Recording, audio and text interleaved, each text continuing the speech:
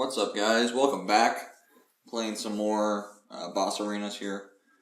I really like the boss arenas in general. I don't necessarily like this one as much. Bloonarius is kind of, it's not a map that I play well on. I tend to lose a fair amount. I'm not actually even sure if I had over 50% win rate in the hour that I played here that I'm showing you. So that's kind of just goes to show I didn't play very well. I think part of the reason was that I played good players, but that happens in other boss arenas as well, and so I don't know. It's not necessarily as good of a map for Boomerang as like Bloon Cave. That's a really good map for Boomerang. Vortex 2, that's actually a really good map for sub. This is decent for sub, or Buccaneer actually, but I tend to just go Dark Farm, Boomerang. Which maybe that's part of the problem. Boomerang is not terribly effective here, but that's just kind of my general strategy that I go with whenever, almost without fail I go with that strategy. So he's doing a good job here, kind of pressuring me some. I'm boosting, trying to conserve some lives. I went ahead and got that second farm, even though it was a little bit risky. It did cost me 45 lives and a boost. And probably some more lives here. Yeah. That's always kind of the question when, usually it's obvious whether you can get another farm if they're just not sending any balloons, and if you didn't really have to send them that many at them, then you can go ahead and get your second farm before round 4, right at the beginning of round 4. Sometimes you just they're starting to send some balloons at you and you just don't really know what to do. So that was one of those situations there. He's in a little bit of trouble here. I got a bunch of greens going on him, and one's not going to cover at all. So he went up and got that. He also boosted. Not sure if he necessarily had to boost. Probably actually. That doesn't actually do that much damage. It's a decent tower, but it doesn't do that much damage. It's kind of like Bloonjitsu. It doesn't do really well against brushes. So he's got the Lightning Wizard though, that's decent, but he had to sell his farm, actually I don't think he had to. I sold one of my farms just to add on to that rush. Probably wasn't the greatest idea, but I just really wanted him to sell and wanted him to build some more defense. So I'm getting this up here.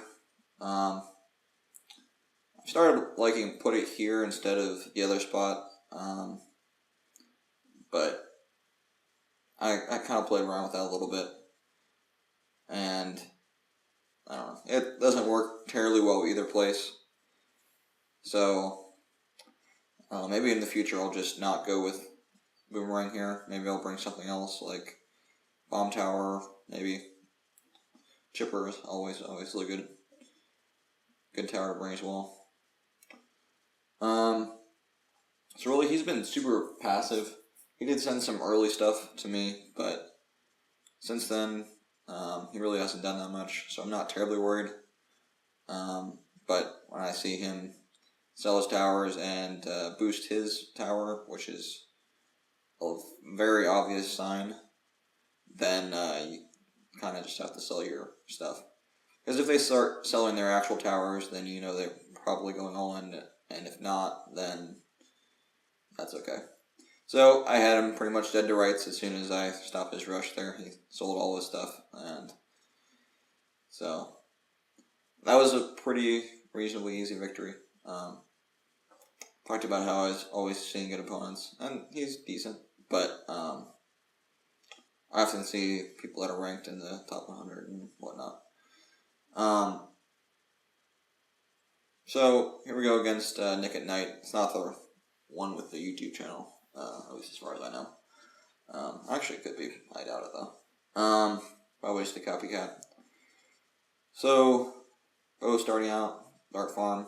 I started to put my monkey closer to the middle there, because when I've played before and I put it right where he's been putting it, or he put his right there, it doesn't tend to work very well when your opponent's sending, especially pinks.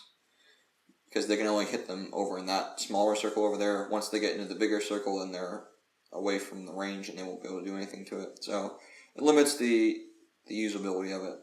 Limits how many different spots you can hit balloons. So once again, I'm playing a little bit risky here. I've been playing a little bit more risky lately. Don't know how much I like that. Tend to win when I play risky, partly because I'm more likely to play risky when I'm going against people that aren't as good, but I don't know. Could just kind of be a coincidence that I just happen to win when I go a little bit more riskily. So, I don't think that's a word though, riskily. Yeah, that's not a word. Anyway, that's okay. So sending pinks here. He's sending me some pinks. And I think that I'm definitely in a better position. I think I'm up a little bit by farms, a little bit ahead on eco. But then again, he does just get that farm. So, I can upgrade my farm here though. So I'm going to pretty much put it back to equal. I was watching a video. I actually don't remember what video it was. It's probably Aliens Rock 50. I was probably watching one of his videos, and he was talking about farms and kind of what's better to upgrade. And so he talked about how it's... No, this wasn't one of his videos. It was just kind of random somewhere, I think. Talking about how it's better to have multiple 2-0 farms instead of upgrading to 3-0. Only upgrade 1 3-0 if you're going to get to factory, otherwise just leave it. I'm not super sure about what is good strategy for going 1-0 versus 2-0. Because I tend to get the 2-0 fairly often, because it seems to be better since it costs about as much to get the second upgrade as it does to get the first 2 upgrades. Buying it and then upgrading it once. And it gives away, what is it, 1 more, so it's like 7 instead of 3. So it's twice the cost, and it gives you 1 more banana per round. So I tend to do that. It seems to work well for me. But I'm not actually sure. I should probably do more research on that just to kind of figure it out. So I've made him boost at least twice. Probably only twice. He's racking in all the bananas though, so he's doing decently well there. He's down on boost though, obviously, and lives. So I'm just kind of trying to keep on pressuring him. It's only a farm even, making him sell 2 farms. At this point, since he sold all his farms, I kind of know that a rush is coming.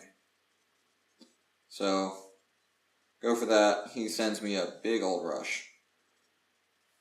And, yeah, I'm not going to be able to handle that. So, maybe I should start putting that over in the other corner. It might actually be better for sends because they're rushes. So they might be coming through and I'll be reacting late. So I'll boost and it'll be able to, I don't know. Kind of depends on the situation, I think. If I can get it down early, before they send it, and I can be boosting if I need to before the balloons are going past, I think it might be better to have it down closer to the smaller circle, but if I can't, I think it might be better to go up towards the top circle. Yeah. Or I could just go with a normal strategy. So, what I tend to do for early game is just strongly focus on making the other person upgrade more than me. That can sometimes come at a life advantage or life cost, but it's usually worth it because I'm not gonna waste too many lives early on to get that advantage. And also, it often comes with some balloon or some eco. So he's doing the exact same thing to me here. It's not necessarily the greatest rush but kind of pressure because he's had to send a lot and he didn't make me upgrade to a second tower.